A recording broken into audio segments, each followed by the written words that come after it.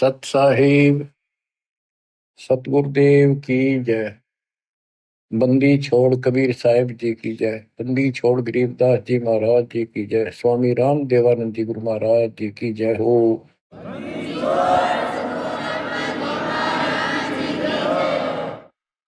सर्व संतों की जय, सर्व भक्तों की जय, धर्मी पुरुषों की जय।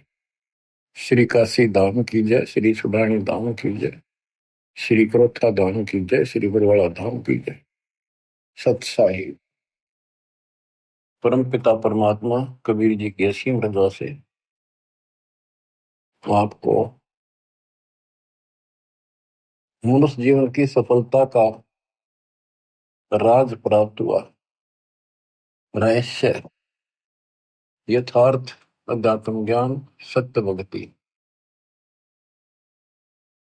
इसके बिना ये मनुष्य जीवन आम सामान्य प्राणी जैसा था, पशु पक्षी के समान है। भक्ति हम मानव शरीर में प्राप्त करके अपना भविष्य सुधार सकते हैं, संवार सकते हैं। अन्य जितने भी शरीर हैं, पशु हैं, पक्षी हैं, कीड़े मकोड़े हैं, ये अपना कर्म भोगते हैं। वो चाहे राष्ट्रपति के घोड़े हों, वहां बढ़िया व्यवस्था है, सेठ के घर कुत्ते भी बन गए और ये वहां उनकी सारी सुविधा है। परंतु ऐसी सुविधा मनुष्य को भी नहीं उपलब्ध होती कईयों को। तो कहने का भाव ये है, मनुष्य जीवन यदि भक्ति नहीं करते मानो स्त्री पुरुष, तो उन पशु पक्षियों में उसमें कोई अंतर नहीं। सुविधा कर्मानुसार पूर्व जन्म के संस्कारों से सबको प्राप्त होती है। दुख और सुख दोनों साथ रहते हैं। अब बात आती है कि भक्ति करनी चाहिए, अवश्य करनी चाहिए। आत्मा मानती है, उसके लिए मानव भटक भी रहे हैं। आत्म ज्ञान बिना नर भटका, कदे मथुरा कदे काशी। यथार्थ ज्ञान ना होने चाहिए प्राणी मानव शरीर धारण करके कभी मथुरा कभी काशी, किता न किता अपना राह ढूंढ रहा है कि किता भगवान मिल जाए। कबीर साहब कहते हैं, पर्वत पर्वत में फिरा, कारण अपने राम, राम जैसे जन मिले, जिन सारे सब काम। बताओ कि परमात्मा की खोज में पहाड़ों पर गए, तीर्थों पर गए, संत समागम अटेंड करे, दान धर्म किए, जैसा मार्गदर्शन मिला, और भी देवी देवता पीर मनाए, मंदिर मस्जिद पूजे, तो मनुष्य जीवन प्राप्त प्राणी को सबतर लगन लगी होती है, क्योंकि वो पिछला संस्कार चंगा होता है, उसका बहुत अच्छा संस्कार होता है, इसलिए मानव शरीर प्राप्त होता है। अच्छा संस्कार कैसे मिलता है? कोई भक्ति की है, धर्म पुण्य किए होते हैं, तो उस कारण से इस मनुष्य जीवन में भी प्रेरणा बनी रहती है कि अच्छे काम करो, कोई भक्ति करो। लेकिन जिनको हम अच्छे काम समझ कर रहे थे, धर्म कर्म भी करते थे और भक्ति भी करते थे, वो शास्त्र विरुद्ध होने से, वो एक आने की नहीं, एक नए पैसे की नहीं। क्योंकि हमारे जो स्पिरिचुअल हैं, हमारे जो आध्यात्मिक ग्रंथ हैं, ये भगवान के विषय का संविधान है। इसमें जैसा कुछ करने को कहा है और न करने को कहा है, हमने वो ही करना पड़ेगा, तभी सफलता होगी। जो हमारे ग्रंथ बताते हैं, हमने उनके अनुसार चलना होगा।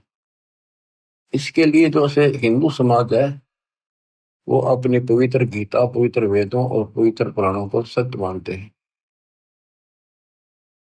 और हमारे हिंदू धर्म के धर्म गुरुओं ने जो ज्ञान बताया, उन्होंने यही कहा है कि गीता वेद पुराणों में ऐसा ही लिखा है, ये भक्ति करो। अब यहां हमने सबसे पहले ये देखना होगा कि जो स्पिरिचुअल है, शास्त्र है, हमारे धार्मिक शास्त्र, वो कौन से किस लेवल के हैं, किस स्तर के हैं। 5 वेद है। वैसे तो वेद एक ही होता है। वेद का अर्थ ज्ञान होता है। बोध का अर्थ भी ज्ञान होता है। भक्ति बोध, भक्ति का ज्ञान। वेद, वेद का अर्थ ज्ञान। सूक्ष्म वेद यानी सवसम वेद, जो भगवान ने सब अपने मुख से बोला होता है, उसको सवसम वेद, सूक्ष्म वेद बोलते हैं। ये कंप्लीट, इसके अंदर कंप्लीट मार्गदर्शन है। ये कंप्लीट है, संपूर्ण है। यह वेद परमात्मा ने, जब हम अपने कर्म फोड़ कर यहाँ पृथ्वी पर इसके साथ आगे, इसके ब्रह्मांडों में, जब तक हमारी पूंजी रही तो हमें सारे ठाठ दिए इसने, आप भी लूटता रहा। और जब हमारी पूंजी लाए थे वह खत्म हो गई, हमें पटक दिया धरती पर, फिर कमाओ और फिर ऊपर आओ। आपको मैं बार बार बताता हूँ, ये कोई बच्चों की कहानी नहीं है, ये सच से परिपूर्ण है और आपने इसको सत्य मानना होगा। एक मूर्ख लड़की अपने घर से पैसे निकाल कर, 30-40 सोना अपने घर से निकाल कर उसकी शादी के लिए घर वाला ने तैयार कर रखा, और एक दुष्ट के साथ भाग दी। जब तक वो पैसा वो लेकर आई थी, वो खर्च नहीं हुआ इतने, तो वह सर पर रखी। फिर उसकी दुरुपति करके जा कमा और खा, दारू पीवे, मांस खावे, और वह मजदूरी करने लगी, वो उसकी बयानबाजी करे। तो वो दशा आपकी है, आप मानव से मत मान, मानना पड़ेगा क्योंकि आप भक्त हो गए हो। 100 की 100 सच्ची है। अब यहाँ मजदूरी बता रखी है, इतना करो, दान करो, यज्ञ करो, बस नाम जपो तो उठ पटांग जपो, जो मोक्ष ना दे। और घने करो तो ओम जपो। फिर हरे कृष्ण राधे श्याम ये दूध भेज रखे, सारे नकली नाम बताइए। इसके आधार से स्वर्ग जाओ। स्वर्ग एक होटल है, वहां आपकी पूंजी ऑटोमेटिक ऑनलाइन जमा रहती है। आप जैसा वहां खाते पीते मौज करते, ऑनलाइन पैसे कटते रहते हैं। उस होटल का चार्ज अलग से होता है, और सुविधा जो आपको देते हैं उनका चार्ज साथ होता है। जैसे वहां कोई खाने की चीजें लेते हैं, 10 रुपए की 20 में देते हैं होटल में। क्यों, हमारे आदमी जहाँ पैसे गणे होते हैं, उन्हें क्या लेना देना कितने गिराको। तो ये दुर्गति आपकी यूं की हो रही है, आप विचार करो इन बातों पर।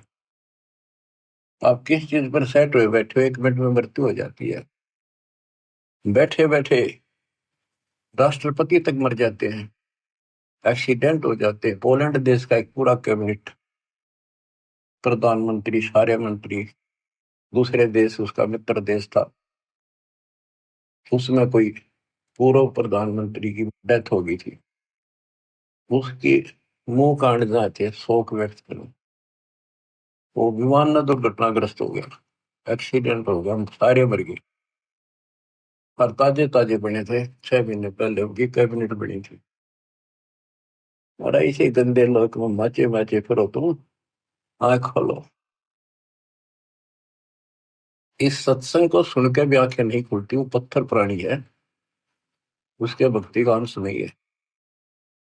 वो इंसान भी अच्छा नहीं, तड़प जानी चाहिए, तड़पला जानी चाहिए आत्मा को, पिता का मर गया किस पे फंस गया। यहाँ सुख नाम की चीज नहीं, रह नहीं की धरती पर किसी के प्रति।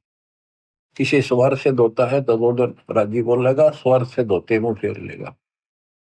हम इतने बिगड़ चुके, यहाँ पर हम देवता थे सतलोक में। अब दोबारा से आपको इतना प्यार किया जा रहा है। पहले तो पशु तो मानुष बनाए, बीड़ी शराब मांस तम्बाकू गटबड़ बकवाद करते फिरते थे, वो छुट्टी। फिर ज्ञान सुना के देवता बुलाई। अब इस भक्ति को ध्यान से सुनो, इस ज्ञान को ध्यान से सुनो। इसी तरह आत्मा का उबारा होगा, आत्मा में ज्ञान प्रवेश होगा, अपने आप ये सेट होती चली जाएगी।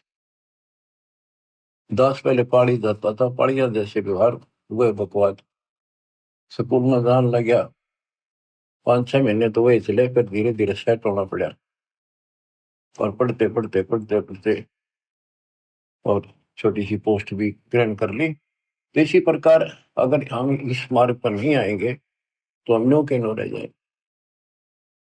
तो कहने का भाव ये है कि ये आपके एक स्कूल की पीरियड है, ये सुनते रहो।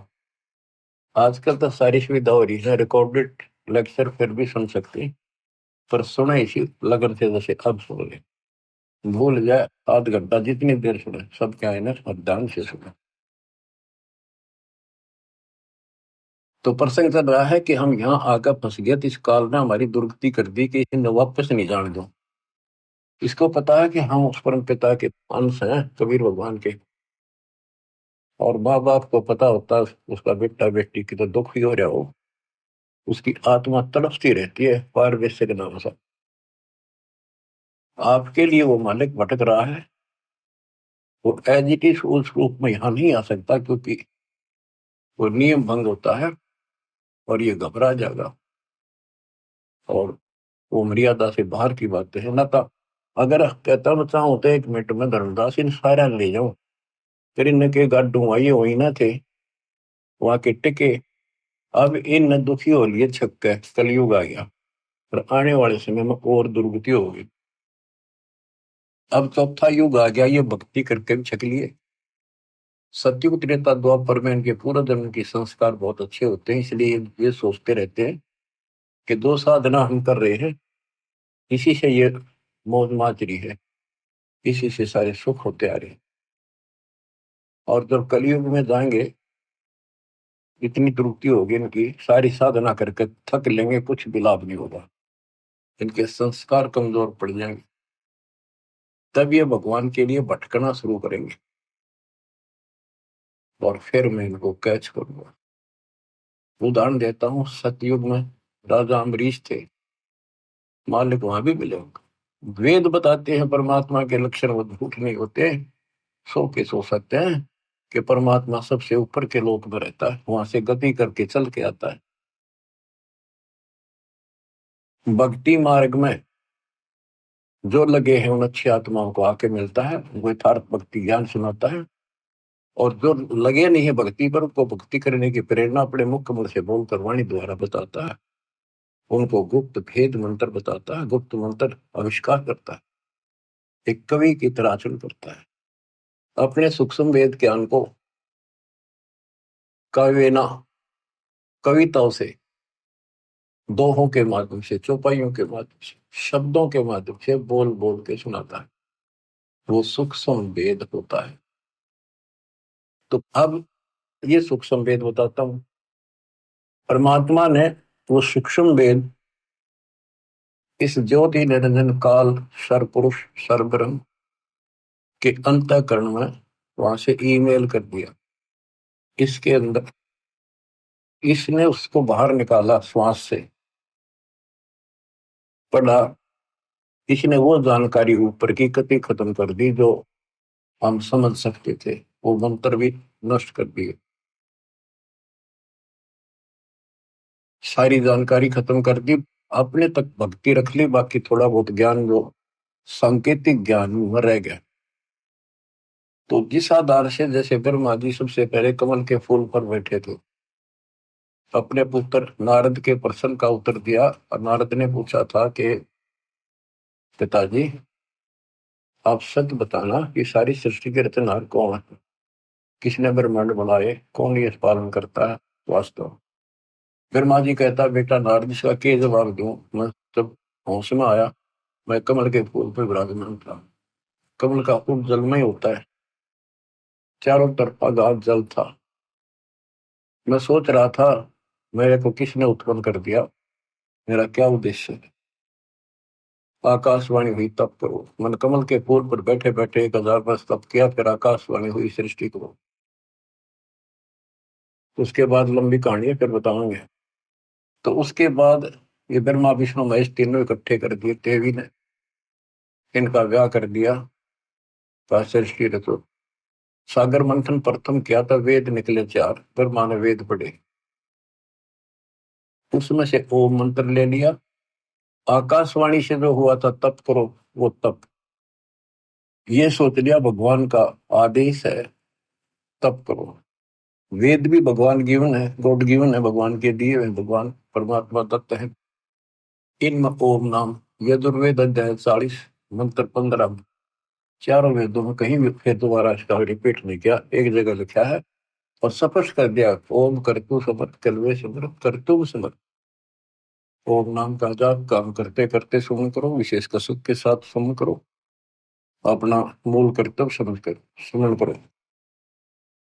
अब दास आपको समझाना चाहता है कि ये हमारे दातव ग्रंथ है, शास्त्र है, ये कौन से किस सत्र के हैं। इन चारों वेदों का सारांश श्रीमद् भगवत गीता है। और पुराण क्या है? ब्रह्मा जी ने जो ज्ञान प्राप्त हुआ, जैसा वेदों को समझा, तो उसके अनुसार अपनी संतान ब्राह्मण ऋषियों को बताया। तो ऋषियों ने ब्रह्मा से प्राप्त ज्ञान है, ये ऋषि ब्रह्मा जी की संतान है, ब्राह्मण सारे। तो ब्रह्मा जी कहता कि मैं तो कमल के फूल पर बैठा था, मुझे नहीं पता मैं कहां से उत्पन्न हो गया। ये फिर जानी जान नहीं है, सर्वज्ञ भगवान नहीं है। इसने जो ज्ञान अनुभव किया, तो इसने अपनी कथा बताई, तो इस आधार से ऋषियों ने तप तो ब्रह्मा जी से प्राप्त कर लिया। ब्रह्मा जी ने बता, वेदों में केवल ओम नाम है, ओम नाम वेदों से ले लिया।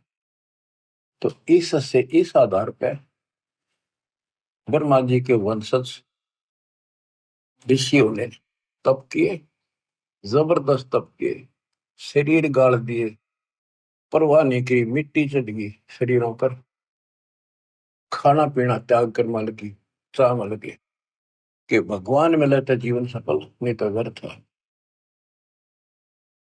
तप किया, ओम नाम का जाप किया। ओम नाम के जाप से ब्रह्मलोक प्राप्त होता है। गीता अध्याय 8 श्लोक 13 में गीता बोलने वाला कहता है, मुझ ब्रह्म का ओम इति एक अक्षर ब्रह्म व्यवहारं माम अनुसमण यह परियाति तदंदेह स याति परमां गति। ओम इति एक अक्षर, केवल एक ओम अक्षर है। ब्रह्म व्यवहारं माम अनुसमण, मुझ ब्रह्म का स्मरण करने का, माम ब्रह्म। और जो इसका अंतिम सांस तक स्मरण करता हुआ शरीर त्याग कर जाता है, वो ओम से मिलने वाली प्रगति प्राप्त करता है। देवी पुराण श्री देवी दुर्गा जी अपने शिष्य प्रिय शिष्य हिमालय राजा को ये बताती है कि यदि तुम्हें मोक्ष चाहिए, तो उसने कहा जी मुझे ब्रह्म की जानकारी दो, मोक्ष मार्ग बताओ। तो देवी ने कहा कि और सब बातें छोड़ दे, ओम नाम का जाप कर। इस ओम नाम के जाप से तू ब्रह्मलोक में जाएगा, जहां पर वो ब्रह्म रहता है उसको प्राप्त कर लेगा, तेरा कल्याण हो। गीता अध्याय 8 श्लोक 13 में कहा है कि मुझ ब्रह्म का एक ओम मंत्र है। यजुर्वेद अध्याय 40 मंत्र 15 में कहा है कि ओम का नाम जाप करो। 8वें अध्याय के 16वें श्लोक में कहा कि ब्रह्मलोक में गए प्राणी भी वापस आते हैं। बच्चों, इसने जुल्म कर रखा, कभी रास्ता नहीं दे रखा था।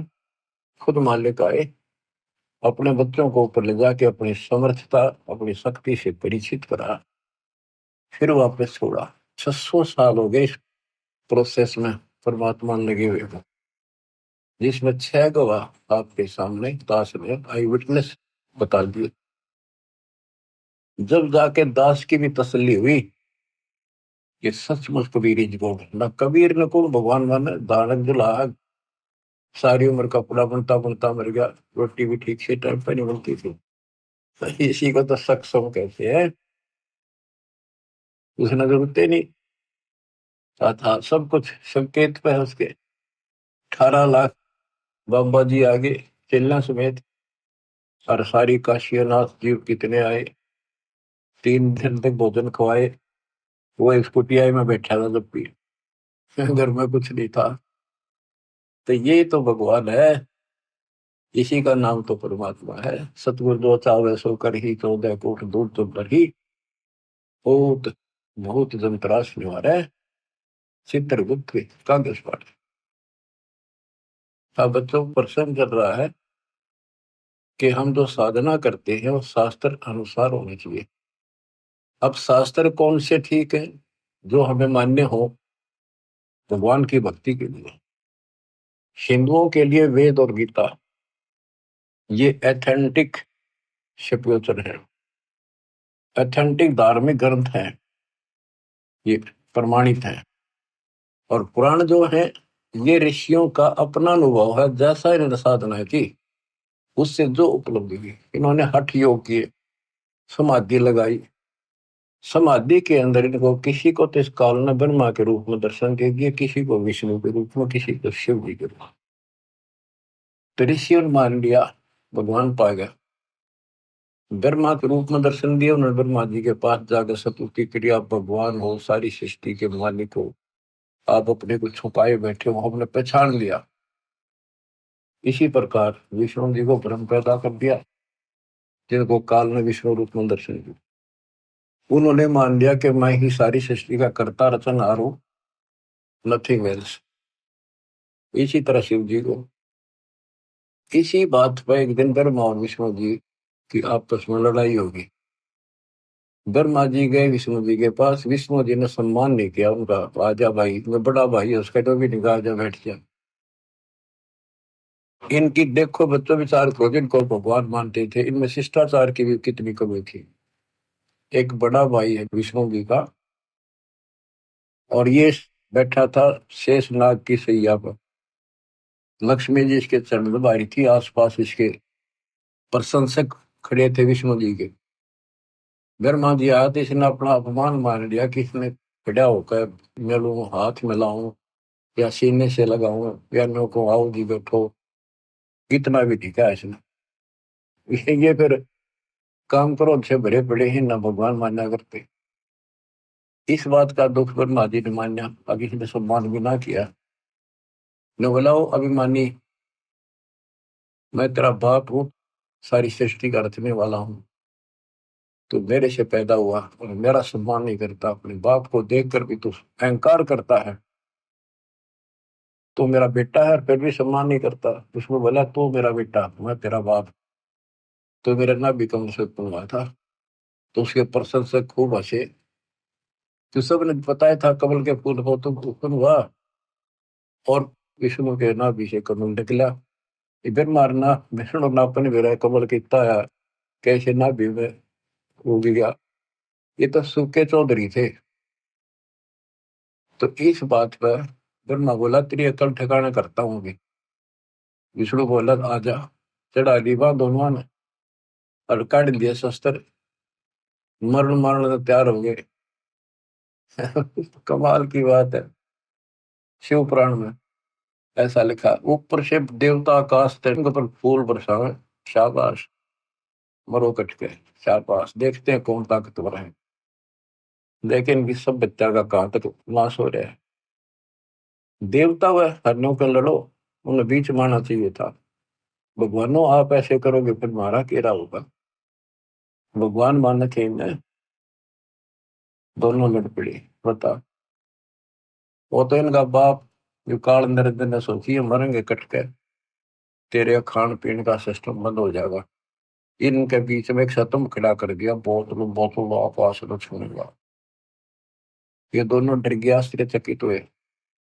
जब इसका और छोर ढूंढना चाल पड़े और लड़ाई मिट गई, फिर काल आके खड़ा हो गया शिव जी के रूप में, साथ में दुर्गा को पार्वती रूप बना के लिया। तब उनसे कहता कि बेटा तुमने अपने आप को भगवान मान लिया, ये तुम्हारी बहुत बड़ी गलती है। तुम भगवान नहीं हो, यू आर नॉट गॉड। तब उसने हाथ जोड़ लिया और सुनो, तुम्हारे तप के प्रतिफल में मैंने तुमको एक एक जॉब दी है, एक एक विभाग दिया है, रजगुण उत्पत्ति का ब्रह्मा को, स्थिति का विष्णु को।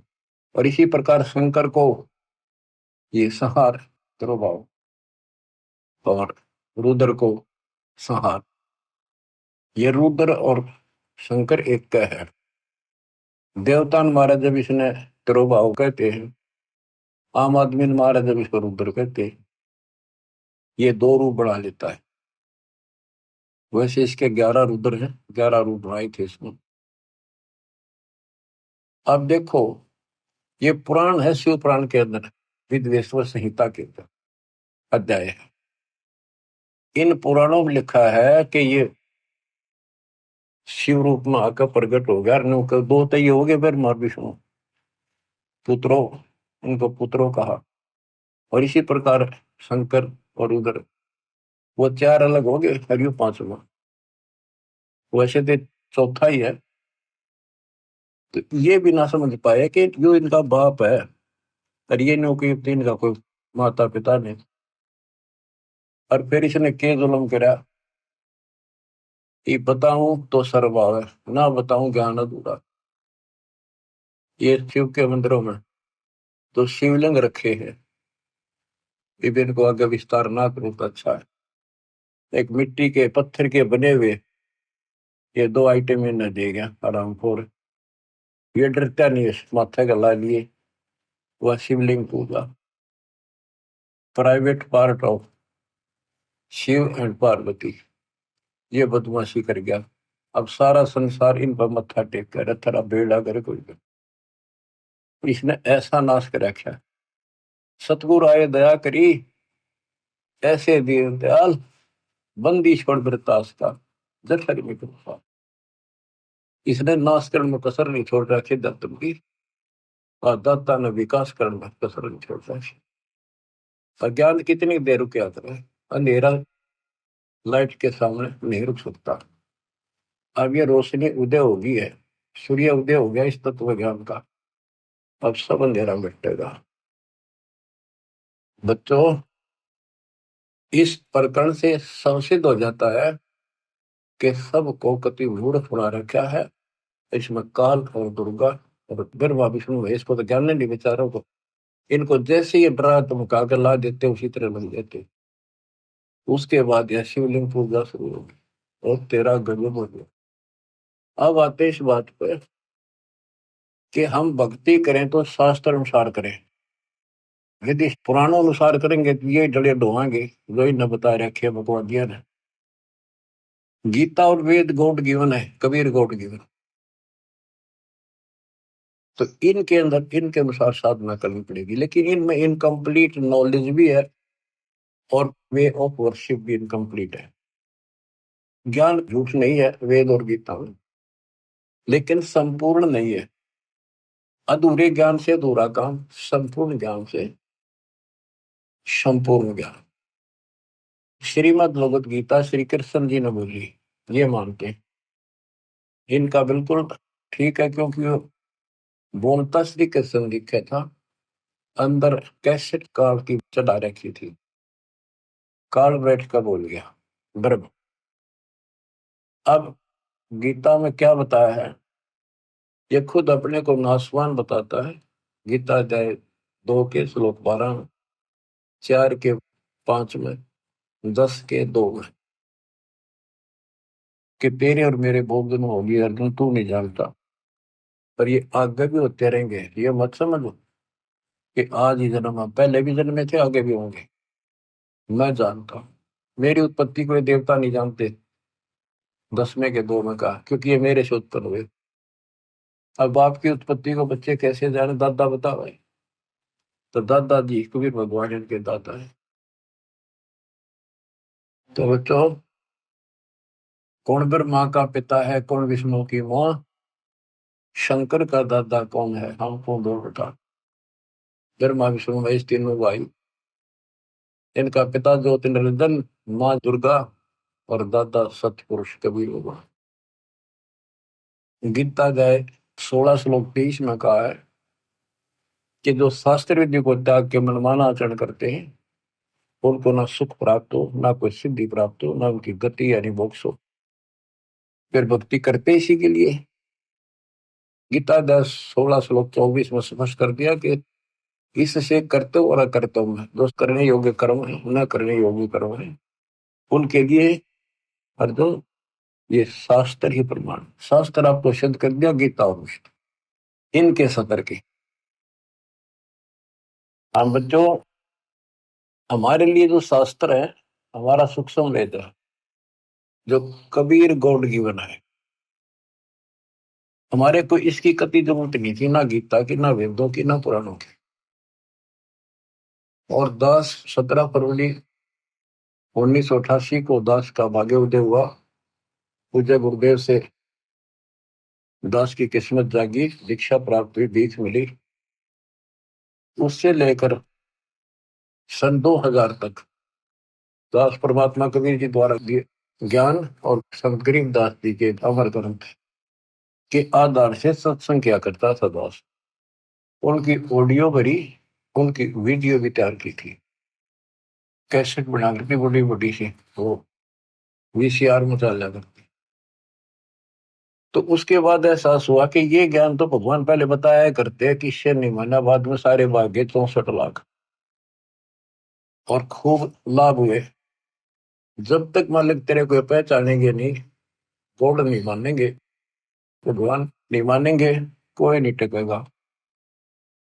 दास को प्रेरणा दी गुरुदेव ने कि हो सकता गीता वेद पुराणों में पाना चाहिए ये ज्ञान को, कि भगवान बता रहे हैं ऐसा है, और वेद गीता सच्चे हैं तो इनमें पाओगी बात कुछ ना कुछ। 2001 में दास ने ये गीता मंगाई, उसको पढ़ना शुरू किया। मालिक की कुछ रजा थी, दूसरी खोलते तीसरा पेज पलटा, अध्याय 18 का श्लोक नंबर 61 शुरू में है। ये और गीता भी हाथ लागी, जिसमें आमने सामने शब्द और अर्थ है। ये दूसरी आ जाती तो मत्था मार के बैठ जाता मैं भी। तो इसमें अर्थ सामने है, प्रतीक एग्जैक्ट ज्ञान समझ में आ जाता है। तो उसमें पाया कि परमात्मा सबके हृदय विराजमान है, कर्मानुसार एक यंत्र की तरह घुमाता है। और हे अर्जुन, तो स्वभाव से उसी परमेश्वर की शरण में जा, उसकी कृपा से तो परम शांति को, सनातन परम धाम को प्राप्त कर।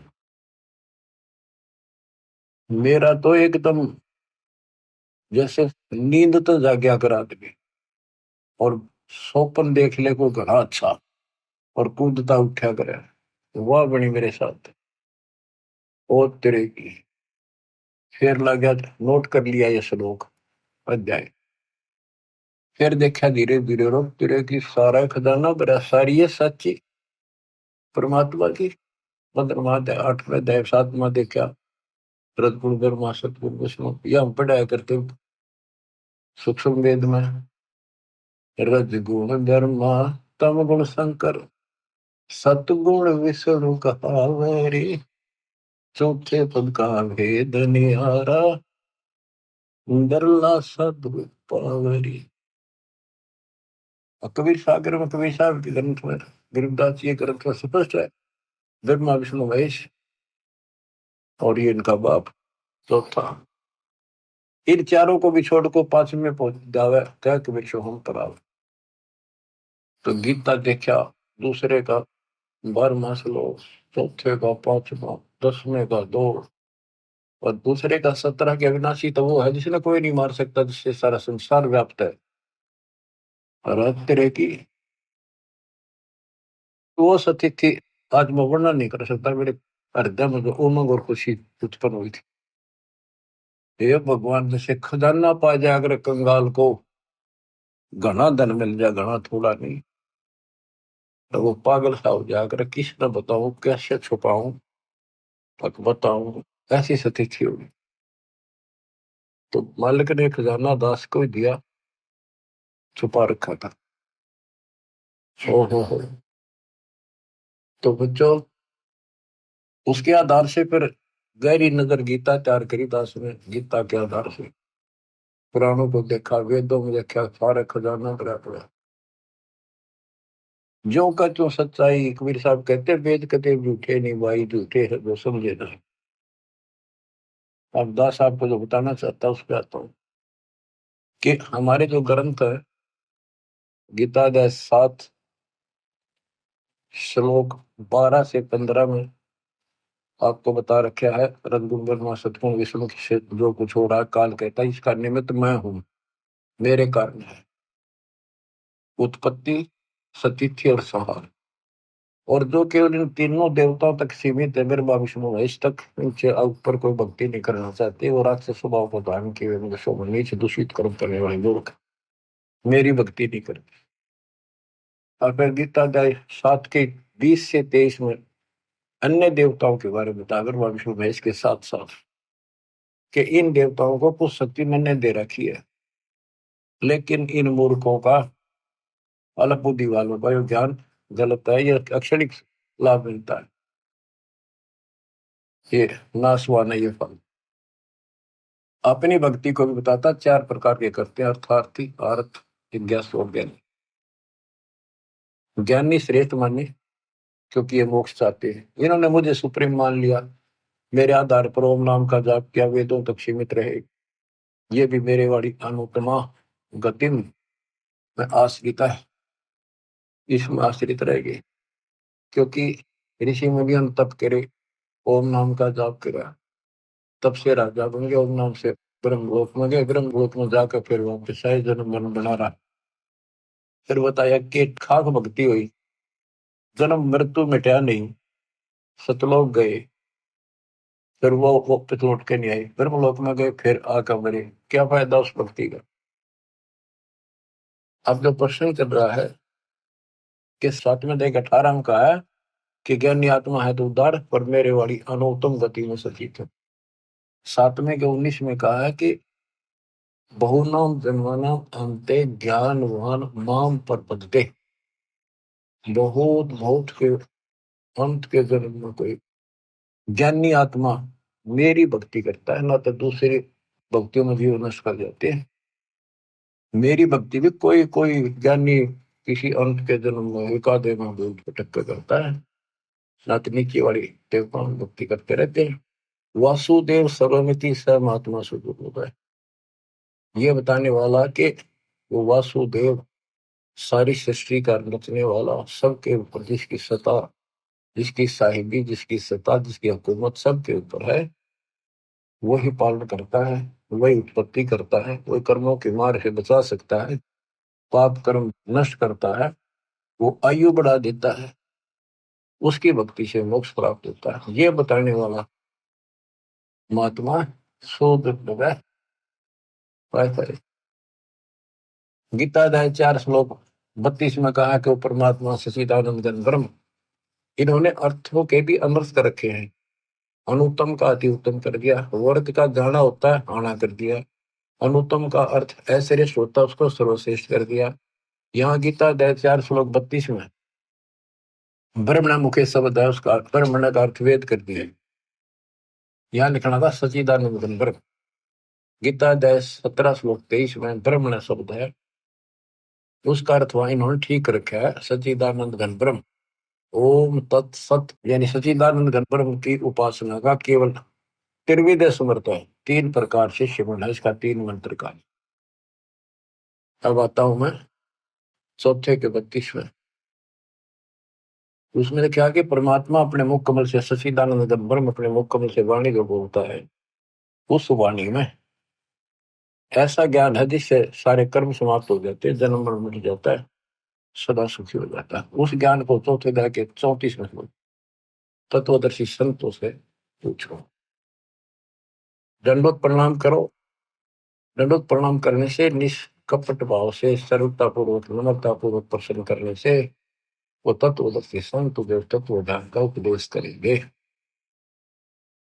उस परमात्मा तत्व का, कौन से का, 18वें अध्याय के 62 वाले का, उस परमात्मा किसने होगा उसका ज्ञान होता है। वो कौन है?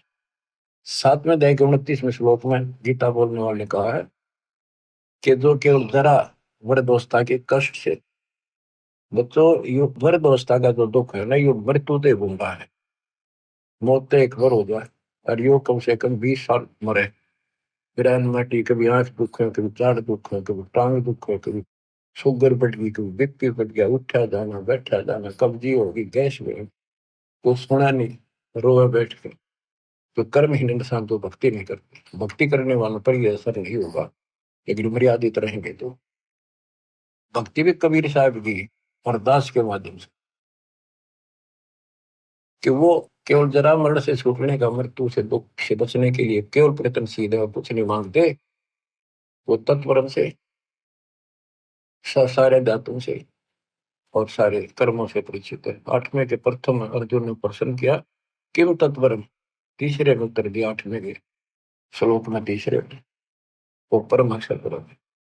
आठवें के 5-7 में गीता बोलने वाला अपनी भक्ति कहता है, मुझे भक्ति कर मेरे पास रहेगा, जन्म मरण बराबर रहेगा अपना दोनों का। ये पहले ध्यान में सिद्ध कर दिया आपको। 8 में के 8, 9, 10 में कहा, सचिदानंद घन ब्रह्म की जो भक्ति करता है, परम अक्षर ब्रह्म जी उसके पास जाता है।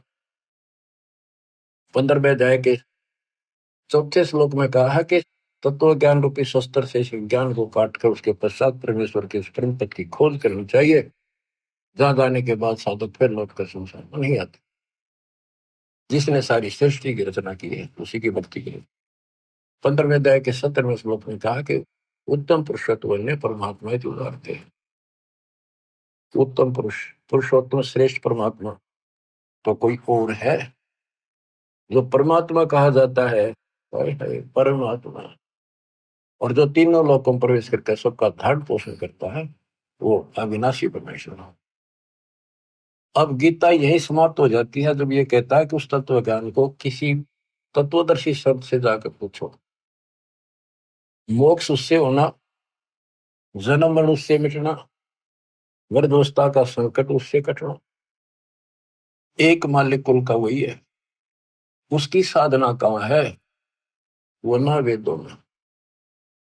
वेद कतेब, वेद ये चार और चार कतेब, इन मुसलमानों की, ईसाइयों की, जबूर, इंजिल, तौरेत और कुरान, ये चार कुरान, चार किताब और चार वेद कतेब एक जैसा ज्ञान है। यानी इनकम्प्लीट है, हम इनको गलत नहीं कहते कि गलत है, अधूरा ज्ञान है। अधूरे ज्ञान तो फिर लाभ क्या होगा, अधूरा ही काम। अब आपको बताता हूँ थोड़ा सा पाक कुरान मजीद। देखो इसमें क्या बताया है, एक चैप्टर है, उसका नाम है अश-सूरा, और संख्या नंबर है 42, यानी सूरत अश-सूरा 42, आयत नंबर, श्लोक नंबर 1-2। आयत नंबर 1 पर प्रथम में लिखा है आ मीम। आ माने है, मीम माने मैं, है और मैं, ये दो अक्षर अलग अलग, जैसे क, ख, ए, ऐसे है और मैं। फिर दूसरी आयत में लिखा है एन सीन काफ। जैसे हम पंजाबी सीखा करते थे, चौथी कक्षा शुरू हो जाती थी पहले पंजाबी, पंजाब ज्वाइंट था, हरियाणा और पंजाब एक थे। तो पंजाबी की हम जब वर्णमाला सीखा करते थे तो कहते थे कक्खा गग्गा दद्दा गग्गा, ईड़ा ऊड़ा सस्सा मम्मा, यानी कक्खा क, गग्गा ग, तथा त, गद्दा द। तो कक्खा गग्गा, क ख ग, ऐसे सीखना पड़ता था। तो एन का अर्थ है ए, सीन का अर्थ है से, का अर्थ है क। ये वर्णमाला है अरबी की, एन ए, सीन से, का क, ए से क।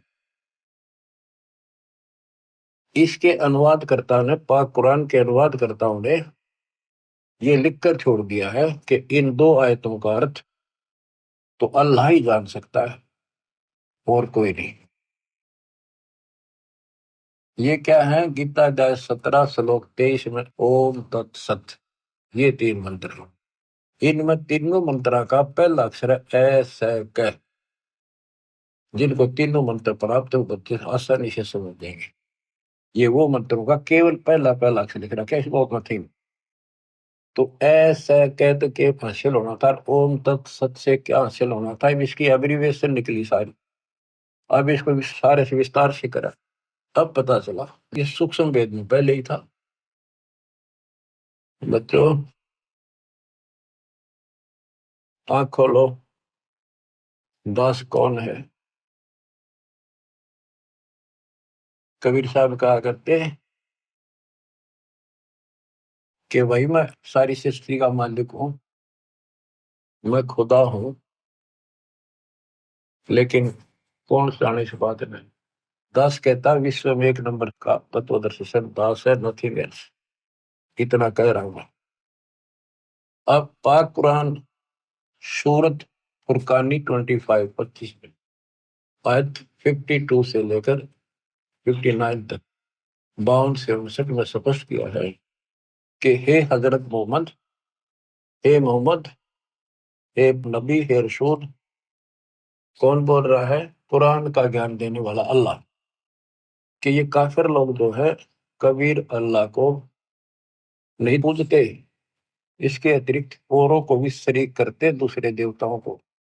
तो इनके साथ संघर्ष करना कबीर के लिए, और इनकी बातों में नहीं आना। तेरी बात ना मानना, लड़ाई नहीं करनी, ते इनकी ना मानना, मेरी बातों में विश्वास कर। ये वही है जिसने 6 दिन में सृष्टि को 7 मिनट तक पैदा बैठा। सृष्टि में सारी आयु उत्पत्ति, माता पिता भाई बहन सब, सारी नदी नाले तारे पृथ्वी स्वर्ग पाताल सब बनाया उसी ने। और वही पाप कर्मों को नष्ट करने वाला है, गुनाहों को अच्छी तरह जानता है। उसकी खबर किसी बाखबर से पूछो। तो यहाँ पाक कुरान भी यहाँ पर समाप्त हो जाती है। इसमें वो ज्ञान है ही नहीं उस अल्लाह का जिसने सृष्टि रची। तो ये गलत नहीं कह सकते किसी ग्रंथ को, लेकिन ये इनकम्प्लीट है। इनकम्प्लीट से मोक्ष नहीं हो सकता। मोक्ष तो संपूर्ण अध्यात्म ज्ञान से होगा, और वो तत्वदर्शी संत बताता है। इसमें स्पष्ट कर दिया दोनों पवित्र धर्मों की पवित्र शास्त्रों ने कि पूर्ण परमात्मा की जानकारी तत्वदर्शी संत बताते हैं। जैसे पाक कुरान सूरत अस-सूरा 42 में प्रथम आयत में हा मीम, हा का अर्थ है, मीम का अर्थ है मैं। जैसे हा, मम्मा, कखा पंजाबी की वर्णमाला में, ये अरबी वर्णमाला है। और मैं, इसका अर्थ है हक मंत्र। हक मंत्र जिसके पहले अक्षर ये है एन सीन का। तो ये बच्चों, ये तो एक संकेतिक है। वेद कहते हैं जो तत्वदर्शी संत होता है वो सदग्रंथों के सांकेतिक शब्दों को विस्तार से खोल कर बताता है, उसका यथार्थ ज्ञान देता है। गीता अध्याय 7 श्लोक 19 फिर दोहराता हूँ। बहुनाम जन्मानाम अन्ते ज्ञानवान नाम प्रपद्ये। बहुत बहुत के जन्मों के किसी अंत के जन्म में कोई ज्ञानी आत्मा मेरी भक्ति करता है कर्म की, अन्यथा वैसे ही डले होकर चले जाते हैं।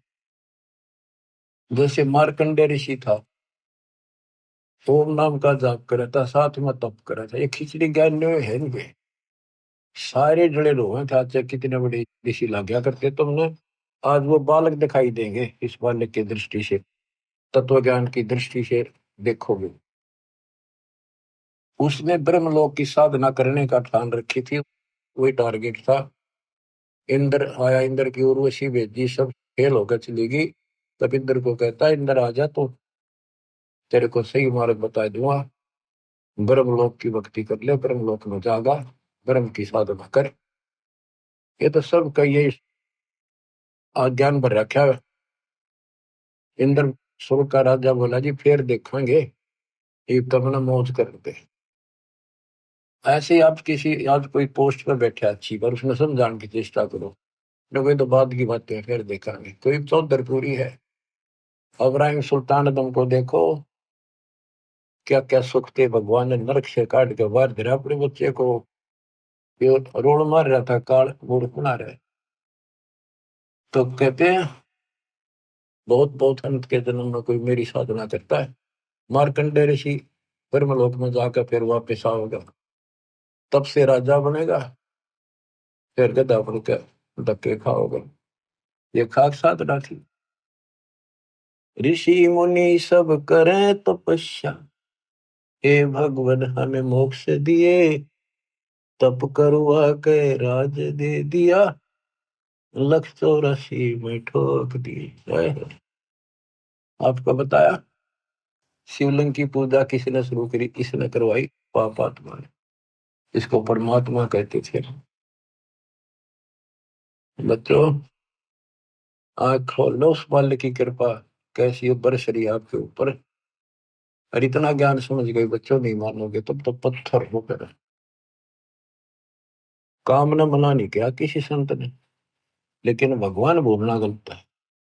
खूब डटकर मेहनत मजदूरी करो, किसानी करो, दुकान पर जाओ, जो भी जॉब है काम करो, नौकरी करो, नेक नीति और डट कर सेवा करो, गफलत ना करो वहां पर, ताकि सबको अच्छा लगे कि भगवान से डरने वाला है, किसी भी काम में कोताही नहीं करता, कोई आलस नहीं करता, ठगी नहीं करता। और मालिक ने याद रखो, अब जैसे आपको बताया कि पंजाब का एक राम राय नाम का सरदार जी थे। वो लोग परमात्मा के चाहने वाले, संतों का सम्मान करने वाले शुरू से ही हैं, क्योंकि उनके गुरुओं ने एक ऐसी धारणा उनमें भर रखी है। संत गरीबदास जी का एक शिष्य ब्रह्म वेदी का पाठ सुबह सुबह बैठकर ऊंची आवाज में एक तालाब पर बैठकर करे था, स्नान करके कुएं पे तालाब पर वहां बैठ के ब्रह्म वेदी यानी वाणी का पाठ करे था सुबह सुबह, गरीबदास जी की वाणी का, जो अब नित्य करते, उनका अपने हिसाब से बनाया हुआ था, उसी वाणी से निकाल कर। तो राम राय चौधरी 900 बीघे का मालिक था। वो भी घूमने फिरने गया फ्रेश होने, तो उसने आते समय देखा एक संत, वो वाणी बोल रहा है कि ये वाणी बहुत पसंद करते हैं, क्योंकि ये गुरु ग्रंथ साहिब जी का पाठ सुनते रहते हैं। लेकिन वो वाणी कुछ विशेष कसक करी, खींच लिया उसको, वहां बैठ गया जाकर। उसने जब अपना पाठ कर लिया तो उससे पूछा कि है महात्मा जी, है भगत जी, ये वाणी तो गुरु ग्रंथ साहिब में तो नहीं है, ये किस संत की वाणी है? तो उसने बताया मेरे गुरुदेव की है, संत गरीबदास जी महाराज, बड़े पहुंचे हुए संत है, विश्व में उनके बराबर संत नहीं आज के ऊपर। उसकी वाणी है, अच्छे लिख रखी थी। तो उसने पूरा पता नोट कर लिया संत गरीबदास जी का, गांव सुलानी जिला उस टाइम जो भी था, दिल्ली के पास, बहादुरगढ़ के पास, वहां पूछ लो। ऐसे ऐसे सारी डिटेल लेकर चल पड़ा। उन्होंने सोचा मिलना चाहिए संत से, क्या वो संत जीवित है? कहाँ जी जीवित है। वो चल पड़ा, पैदल चला करते थे, 3 दिन में पहुंचा। सुबह सुबह पता करा भी संत गरीबदास जी कहाँ पर है, मिलना है। उनका महल था, उनके नाना जी का बनाया हुआ, उसमें संकेत कर दिया कि वहां सामने है, उसमें चले गए। वहां कुछ भगत बैठे थे, 1-2 गांव का, कुछ बाहर के आ जाते थे, ज्ञान चर्चा सुना करते थे। गरीबदास जी सुबह सुबह एक बार घूमने जाते थे, किसान थे, 2,500 बीघा जमीन थी, अहंकार नहीं था, खेत में जाते थे, पशुओं का चारा काट के सर पर धरका ध्यान लेके आया करते, घूम भी आते थे। तो उन्होंने पूछा भी संत गरीबदास जी कहाँ है? राम राय ने पूछा, जो बकरा ने। वो बोले जी घूमने फिरने गए खेत में, कितनी देर में आएंगे? भाई ये तो संत की मर्जी है, मौत जाए कब आवे कब ना आवे। आवे तो गया, हम भी इंतजार कर रहे हैं, पर उन्होंने बोला कितनी देर में आऊंगा पता नहीं। उसने सोचा इतनी दूर आ लिया, संत के दर्शन करके चैन लूंगा। वो चल पड़ा। उन्होंने बताया कि आगे जाइए, आगे अरहट है, उस रेत के पास एक जंटी का बहरा पेड़ है बड़ा, वहां पाओगे आपने, वहां कुएं पर स्नान भी करते हैं। तो वो जा रहा था गरीबदास जी, धोती कुर्ता हरियाणा की जो वेशभूषा होती थी, सिंपल मैन, सामान्य होता था यहाँ का वेशभूषा, इस तरह रहते थे वो, भाई आडम्बर संत नहीं करते। तो उस राम राय ने उस किसान से पूछ लिया, उसने किसान समझा, सिर पर पशुओं का चारा और भुट्टा धर रखा ज्वार का। उसने बोला भाई मैंने गरीबदास महाराज जी संत जी से मिलना है, तो बताया इधर घूमन आए हैं, कहाँ से है वो, उनका खेत कहाँ ठिकाना है उनका। गरीबदास जी बोले आ जाओ, उन्हें पहचान दिया वो संत जी भी थे कि आ जाओ मेरे साथ, मैं मिलाऊंगा उनसे। वो वापस आ गए, वापस जा दिए वो गांव में, आ जा लेकर आ गए। वो भगत जो वहां खड़े थे उन्हें बाज गए, किसी ने बोटा लिया, किसी ने दंडवत प्रणाम किया, फिर पानी पिला कर नहाऊंगा, पानी लाए स्नान कर दिया। उसने सोची, उन पूछा रहा महात्मा कौन सा है वो संत, तो वो भगत बोले ये तो है गरीबदास। वो सामने मुड्डे पे बैठ गया और बैठा बैठा ये मन में कल्पना कर रहा था कि ये गुरु ये महाराज है, रत तेरा गजब हुई। उसने कल्पना कर रखी थी, उसका इमेजिन था कि बड़ी बड़ी जटा पाऊंगी, गल में माला माला होंगी और धूना दाना ला रखा होगा किधर, या डेरा होगा तो बहुत बढ़िया सुंदर कपड़े लाल पीले, यानी कोई आडंबर जरूर पाओगा। संत को ऐसा ही माना जाता है, उधर सारे ऐसे मानते थे। और उसने देखा सिंपल किसान सामान्य आदमी, इसका 2,500 बीघे जमीन बताओ है, इसलिए लोग इसकी चापलूसी करते हैं, ये गुरु यूं बना रहे हैं इसको, ये तो मेरे जैसा किसान है, रत तेरा गजब हो, ये खोदा पहाड़ निकली चुया इतनी दूर था, यो संत पाया। यो मन सोचे बैठा बैठा। गरीबदास जी स्नान करके तुरंत और धोती बांधा करते हैं हरियाणा में, और एक और उसका पल्ला सा धोती का एक बेल्ट सी बांध जाकर उसने अड़बंद बोलना, अड़बंद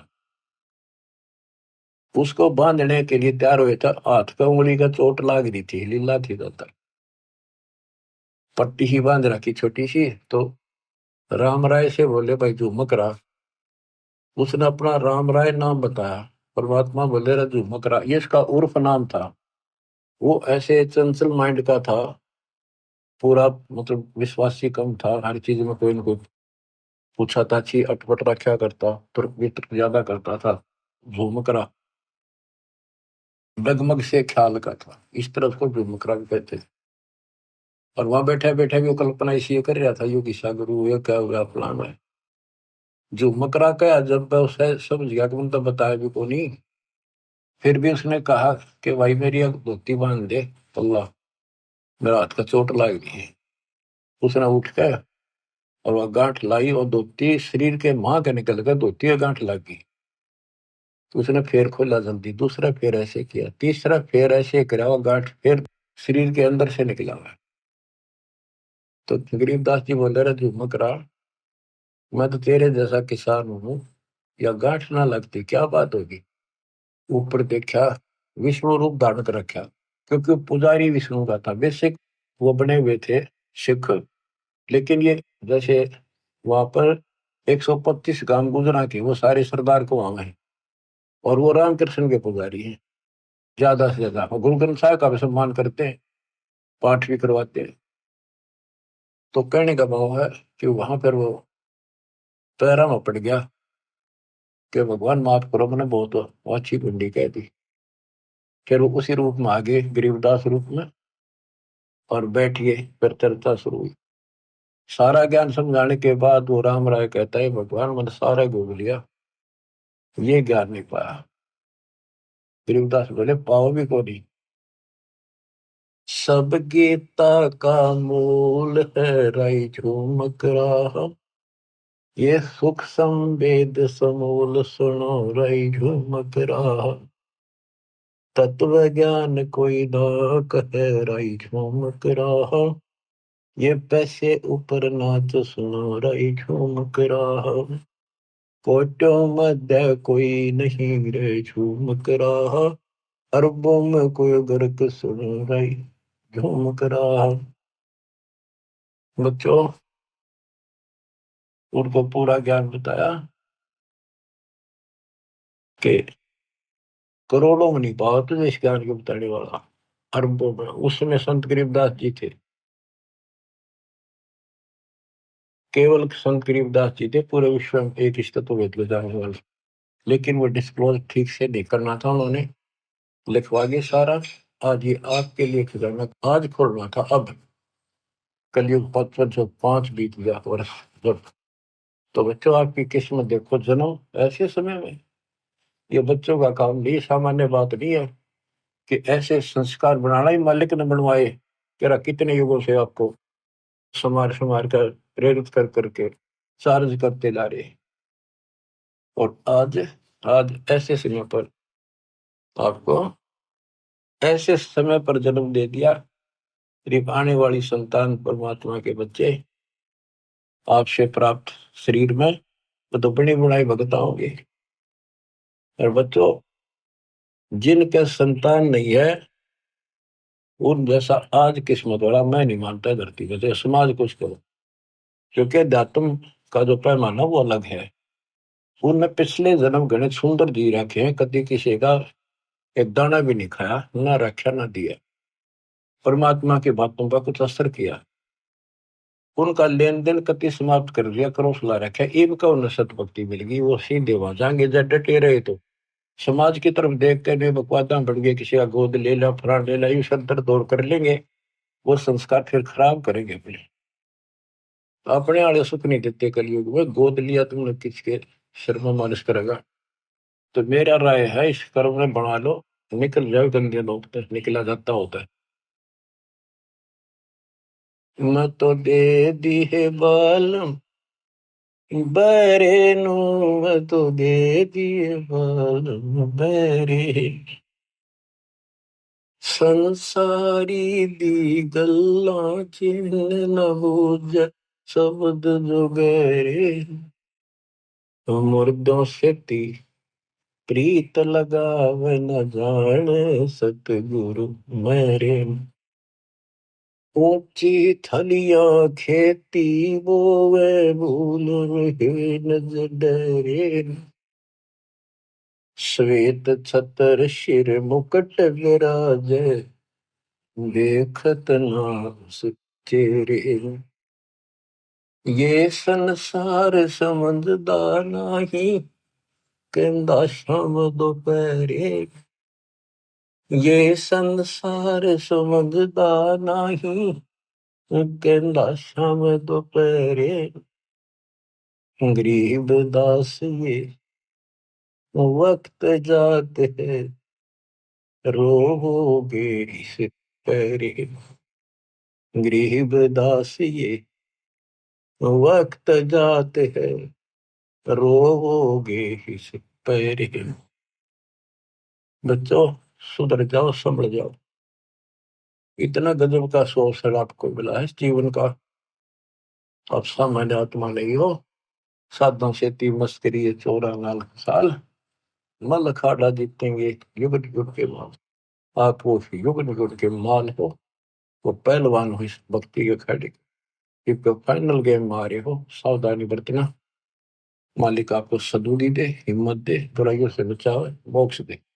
सत साहिब।